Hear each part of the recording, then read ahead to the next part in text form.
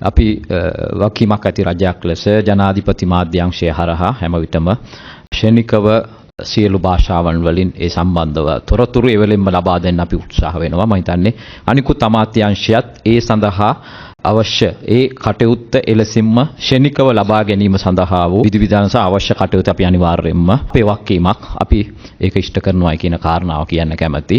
විශේෂයෙන්ම හිතන්නේ අපේ රටේ ජාතික සමගිය ගැන සංහිඳියාව ගැන අපි කතා කරනවා. මෙතනදිත් අදහස් පළ වුණා මාධ්‍ය කියන ඉතාමත්ම වැදගත් කාරණාවක්. බොහෝ දුරට භාෂාව පිළිබඳව කනස්සල්ල සහ සමහර විට එපා වීම ඇතිවන ප්‍රධාන තැන් කීපයක් අපේ රටේ අපි හඳුනාගෙන තිබෙනවා. එකක් මහ ජනතාව තමන්ගේ සේවාවන් බලාපොරොත්තු වෙන යන ප්‍රාදේශීය ලේකම් කාර්යාලය, ඒ වගේම තමන්ගේ අවශ්‍යතාවයට පොලිසියට පැමිණිල්ලක් කරන්න ගියා මෙතනදී තමන්ගේ මව් භාෂාවෙන් ඒ දේ ලබා දීමට අවශ්‍ය විධිවිධාන නොතිබෙන විට ඔවුන් විශාල අපහසුතාවයට පත් වෙනවා.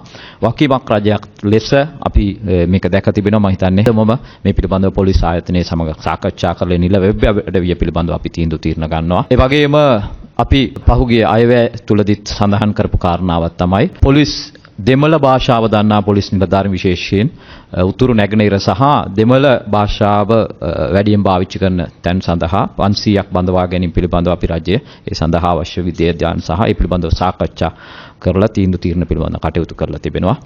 මම හිතන්නේ අපේ නිලට්ට ආයතනය විශේෂයෙන් රාජ්‍ය භාෂා දෙපාර්තමේන්තුව හරහා කළුතර පොලිස් පුහුණු ආයතනය තුලත් භාෂා පිළිබඳව භාෂා සිංහල සහ දෙමළ භාෂා පිළිබඳව ඒ පුහුණුව ලබා දෙනවා. අපි ඇත්තටම අපේ රාජ්‍ය භාෂා කොමිෂන් සභාවේ සභාපතිතුමා සඳහන් කළා වගේම මේක හුදු සතියක කටයුත්තක් නෙවෙයි. මේක තාම ගැඹුරට ඒ වගේම අපි යා යුතුයි. එහෙම යන විට පමණයි මම හිතන්නේ රටක් ලෙස අවංකව ඒ විය යුතු පරිවර්තනය සිද්ධ වෙන්නේ කියන එක අපි විශ්වාස කරනවා.